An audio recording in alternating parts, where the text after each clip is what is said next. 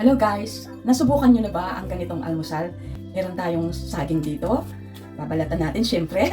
At iwayway natin siya. At yan, iwayway natin siya guys. Uy!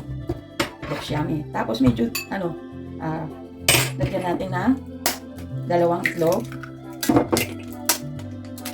Yan. At tapos scramble natin yung itlog. Lagyan natin ng soya milk. Ayan. Lagyan natin ng paprika. Kung mahilig kayo sa paprika, okay lang. Optional lang to. At salt, siyempre. At paminta. Uy, bakit may paminta? Kasi gusto ko spicy siya. Ayan. Tapos, scramble natin yung itlog. And then, iprito natin. Dito, natira. Ito natin siya ng butter.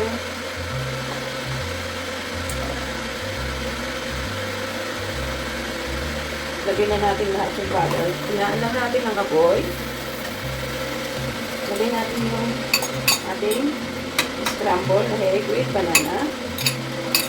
Simutin mo, sayang.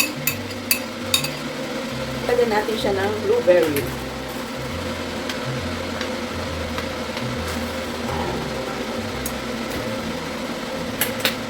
Lagyan natin ng cheese. Ayan. Takpan natin siya. At magtitimpla tayo ng Milo para sa ating hot drinks. 2 tablespoons of Milo. Lalagyan natin ng soya milk. At lalagyan natin ng turmeric. Lagi ko pong nilalagyan ng turmeric ang iniinom kong Milo. Ito po ay maganda sa ating digestion. At pag ikaw ay nagko-constipate, maganda po ito. Ayan. Lalagyan natin ng cinnamon. Ayan. Ito na ang ating masarap na banana omelette. Ayan. Uy, kasarap nito guys. Oh, ayan. Meron na tayong masarap na almusal. Tara, kain na tayo. Ito na ang ating masarap na almusal ngayon guys. At with matching Milo with turmeric and cinnamon. Ito na po ang ating almusal. Ito na ating ginawang banana omelette. Banana egg omelette. At napakasarap po niya dahil nilagyan po natin siya ng blueberry and syempre cheese. At tara, kain na tayo. Ayan, kakainin na natin yung ating nilutong banana egg omelette. Ayan. Naku, tingnan nyo guys. Uy, ang sarap niya. May natutunan ako dito guys. Pag kumakain ka, ganito ang pagsubo sa tinidor. Ang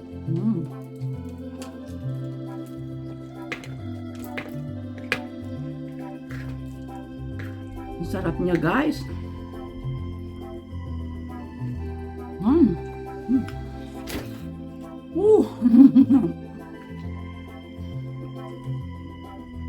Masarap. At alam niyo ba guys, hindi ko blinag ito guys, itong ginawa kong parsnip na okoy or burger. Napakasarap po niya. Parsnips lang na nilagyan ko ng potato tart. Napakasarap po niya at napakalutong. Tingnan nyo, kagabi pa ito pero malutong pa rin siya. Ang lutong-lutong pa rin niya. At napaka-juicy niya. Nagustuhan ng partner ko. Masarap po ito. Para siyang kasi, ito yung puting carrots. Ang tawag nila dito ay parsnips. Hindi ko alam kung meron sa Pilipinas nito, pero napakasarap po niya. Pwede siyang gawin para sa kamote. Pag guys, itatry ko siya sa kamote na ganito ang luto ko, ipakikita ko sa inyo. Spanish fritters ang tawag dito. Ang lutong pa rin nga.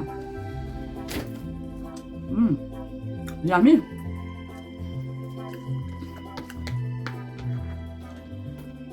Dati, pag kumakain ako sa tinidor guys, ganito ang gawa ko. Hindi pala dapat ganito. Ganito.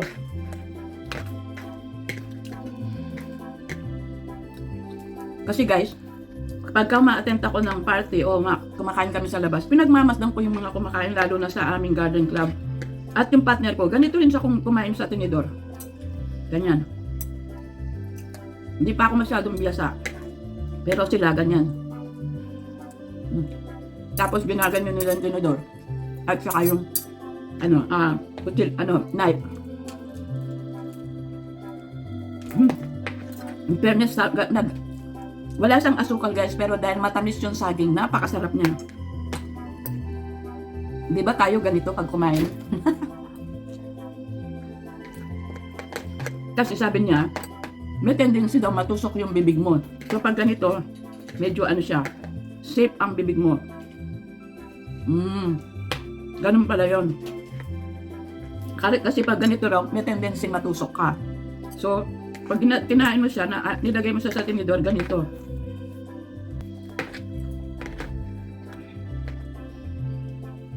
Oh, diba?